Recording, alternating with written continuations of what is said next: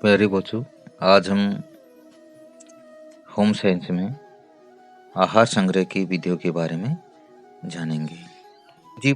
भोज्य पदार्थों को उनके नमी के आधार पर हमने 3 भागों में बांटा था। नंबर 1 शीघ्र नष्ट होने वाले भोज्य पदार्थ, दूसरा अर्धनाशवान और तीसरा अनाशवान। तो प्रथम है शीघ्र नष्ट होने वाले भोज्य पदार्थों का संग्रह। तो जिन भोज्य पदार्थों में नमी की मात्रा या जलांश अधिक होता है, वे उन पदार्थों की अपेक्षा शीघ्र नष्ट हो जाते हैं जिनमें नमी नहीं होती। अतः नमी वाले भोज्य पदार्थों को शीघ्र नष्ट होने वाला आहार माना जाता है। इस वर्ग के आहार को अधिक समय तक हम संरक्षित नहीं रख सकते। इस कारण इस प्रकार की भोज्य सामग्री की अधिक मात्रा घर में नहीं रखनी चाहिए। फिर भी जितनी मात्रा रखनी आवश्यक हो, उसका संग्रह भी उचित ढंग से होना अनिवार्य है। तो इस प्रकार के भोज्य पदार्थों को संग्रह करने के लिए जो मुख्य विधियां हैं, वो 2 विधियां हैं। एक ठंडी विधि द्वारा संग्रह और दूसरा है गर्म विधि द्वारा संग्रह। और अन्य विधियां हैं ठंडी विधि द्वारा आहार संग्रह, जिसमें भोजन को हम ठंडा कर लेते हैं। भोज्य पदार्थ को जैसे फ्रिज वगैरह में ठंडा कर दिया जाता है, या आइस बॉक्स में ठंडा कर दिया जाता है, या गीले कपड़े में लपेट कर उसको ठंडा रखा जाएगा। और दूसरा है गर्म विधि द्वारा संग्रह।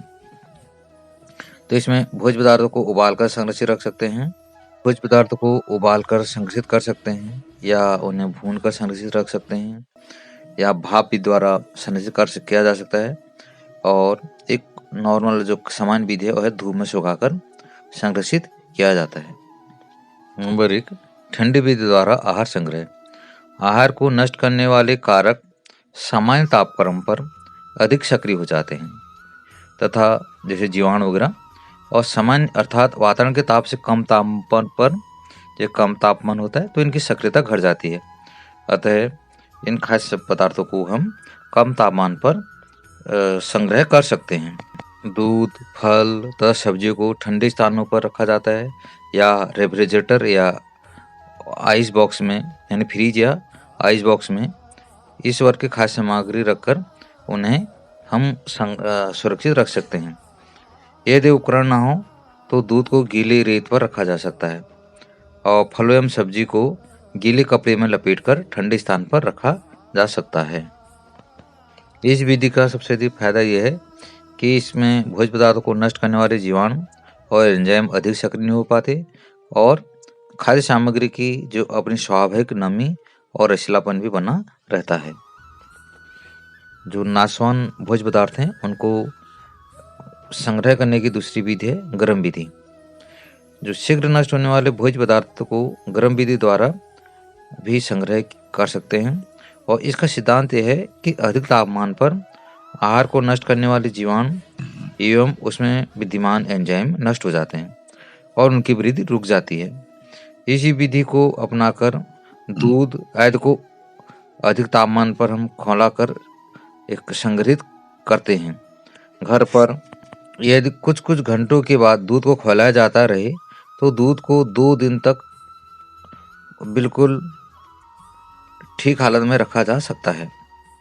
तो उपयुक्त 2 सैद्धांतिक विधियों के अतिरिक्त आहार के संग्रह के लिए कुछ अन्य बातों को भी ध्यान में रखना बहुत जरूरी है। जैसे सभी भोज्य पदार्थों को मक्खी, काकरोच, छिपकली, चूहों तथा अन्य घरेलू जीवों से बचाकर रखना चाहिए। सूखी वस्तुओं को बंद डिब्बों में रखा जा सकता है, तथा गीली वस्तुओं को, सब्जियों को हम प्लास्टिक की या बांस की छेददार टोकरियों में रखना उचित रहता है। पकाई हुई सामग्री के संग्रह का भी ध्यान रखना आवश्यक है, और इसके लिए हमें जो बर्तन हैं उनको बिल्कुल स्वच्छ और साफ रखना आवश्यक है। दूसरा प्रकार का भोज्य पदार्थ है अर्धनाशवान भोज्य पदार्थ। इनके संग्रह में इन भोज्य पदार्थों में जलांश बहुत कम होता है, और इसलिए इन्हें हम अर्धनाशवान भोज्य पदार्थ कहते हैं। जैसे आलू, प्याज, अदरक, लहसुन, पेठा, कद्दू आदि सब्जियां इन वर्गों के भोज्य पदार्थ हैं। अर्धनाशवान भोज्य पदार्थों के संग्रह के लिए अधिक सावधानियां तथा विशिष्ट विधियों को प्रायः आवश्यकता नहीं होती, और इन्हें घर पर काफी दिन तक बिना नष्ट हुए रखा जा सकता है। इनके संग्रह में केवल इस बात का ध्यान रखना आवश्यक है कि इन्हें नमी एवं सीलन वाले स्थान पर नहीं रखना चाहिए। इसके अलावा इन्हें गर्म स्थानों पर भी नहीं रखना चाहिए। समान रूप से हवा लगती रहनी चाहिए। इन भोज्य पदार्थों को टोकरियों में या थैले आदि में भी रखा जा सकता है। अर्धनाशवान भोज्य पदार्थों का संग्रह नाशवान भोज्य पदार्थों के संग्रह की तुलना में सरल है। अगला आता है अनाशवान भोज्य पदार्थों का संग्रह, यानी ये तीसरा प्रकार का भोज्य पदार्थ है। इन भोज्य पदार्थों में नमी का अभाव होता है या जलांश अत्यधिक कम होता है और ये शीघ्र नष्ट या विकृत नहीं होते। इन भोज्य पदार्थों को हम अनाशवान भोज्य पदार्थ कहते हैं। इस प्रकार के भोज्य पदार्थ अपने आप अर्थात आंतरिक कारणों से नष्ट नहीं होते, अतः इन्हें केवल बाहरी कारणों से बचाना आवश्यक होता है। ये बाहरी जीवों, कीड़ों जैसे घुन आदि द्वारा नष्ट किए जा सकते हैं। इस वर्ग के भोज्य पदार्थों के संग्रह के लिए ऐसी व्यवस्था या ढंग अपनाने पड़ते हैं जिससे इनमें नमी से तथा आहार के नष्ट करने वाले कीड़ों, जीवों, पक्षियों आदि से बचाया जा सके। इस तथ्य को ध्यान में रखते हुए आहार संग्रह संबंधी निम्नलिखित बातों पर विशेष ध्यान रखना एक गृहिणी या हाउस वाइफ के लिए अनिवार्य होता है।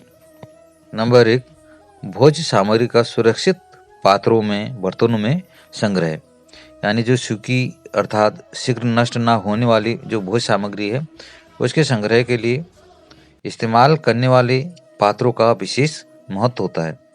जहाँ तक संभव हो अनाज एवं दालों को बंद मुंह वाले डिब्बों एवं बड़े ड्रमों में ही रखना चाहिए। ये पात्र साफ एवं जंग रहित होने चाहिए। इसके ढक्कन ठीक से बंद होने चाहिए तथा ताकि इनमें कीड़े आदि न घुस सकें। इन पात्रों में भोज्य सामग्री का संग्रह करने से पूर्व अनाज आदि को खूब सुखा लेना चाहिए ताकि पूरी नमी समाप्त हो जाए। धूप में सुखाए अनाज आदि को ठंडा करके ही पात्रों में भरना चाहिए। गर्म अवस्था में भरना उचित नहीं होता, क्योंकि ऐसे में नमी की कुछ वाष्प रहती है जो बाद में बंद पात्रों में नमी का रूप ले लेती है तथा अनाज को नष्ट करने में सहायक होती है। नमी युक्त अनाज में फफूंदी लग सकती है तथा घुन भी उत्पन्न हो सकता है। जो यहाँ पर परंपरागत रूप से हैं, इनमें बोरों में अनाज को रखा जाता है, जो कि एक गलत विधि है, क्योंकि बोरियों को चूहे काट सकते हैं और उनमें नमी भी आ सकती है। यदि आंगन में ऐसी बोरियां रखी जाएं तो पक्षी और बंदर भी मौका पाकर बोरियों में रखे अनाज को नष्ट कर सकते हैं। इसलिए इसे स्पष्ट होता है कि अनाज आदि का संग्रह बंद एवं साफ पात्रों में किया जाना चाहिए। नंबर 2 है कीटनाशक दवाइयों का इस्तेमाल। अनाज एवं दालों आदि के अधिक समय तक सुरक्षित संग्रह के लिए कुछ कीटनाशक दवाइयों का भी इस्तेमाल किया जा सकता है। ये कीटनाशक दवाइयाँ अनाज को नष्ट करने वाली कीड़ों, चूहों आदि को या तो मारती हैं या भगाती हैं। इस प्रकार के कुछ कीटनाशक सामान्य रूप से इस्तेमाल की जाने वाली दवाइयाँ हैं बेंजीन हेक्साक्लोराइड, यानी जिसे हम गैमेक्सिन कहते हैं, पायरेथम, मेथिलियोन आदि। अनाज आदि के संग्रह के लिए इन कीटनाशक दवाइयों को केवल सीमित मात्रा में इस्तेमाल करना चाहिए, क्योंकि इनका अधिक इस्तेमाल स्वास्थ्य के लिए हानिकारक होता है।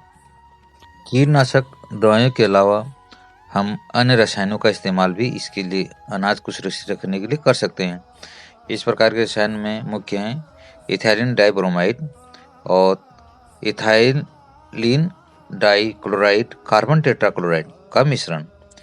ये रासायनिक पदार्थ गैस रूप से में परिवर्तित हो जाते हैं तथा अनाज आदि को कीड़ों से बचाते हैं। इसके अतिरिक्त नीम के सूखे पत्ते, नमक के ढेलों, बोरिक एसिड, हल्दी की गांठ आदि से भी अनाज एवं चावल आदि को सुरक्षित रूप से संग्रह किया जा सकता है। तो इस प्रकार से जो ये उपयुक्त विवरण है, इससे मुख्य आहार संग्रह के मुख्य उपाय स्पष्ट हो जाते हैं और प्रत्येक गृहिणी को आहार संग्रह की कला में दक्ष होना चाहिए।